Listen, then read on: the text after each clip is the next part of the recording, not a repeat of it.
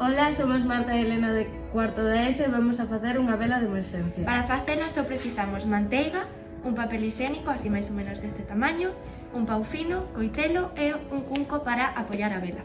O primeiro que facemos é coller o cunco e cortar un anaco de manteiga. Collemos o anaco de manteiga, o ponemos no cunco e lle cravamos o pau. Vale. Agora, o que imos facer é coller o papel higiénico e enroscalo para introducilo na manteiga.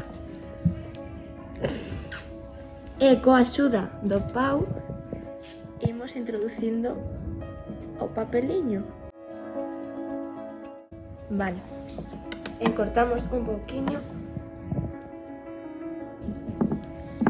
Aí, perfecto. Agora, moi importante, collemos un pouco máis de manteiga e untamos ben a punta. Isto que vai facer é que reaccione a manteiga co oxígeno do aire e ao encender co acendedor vaise producir a combustión. Aí. Isto dura 5 horas.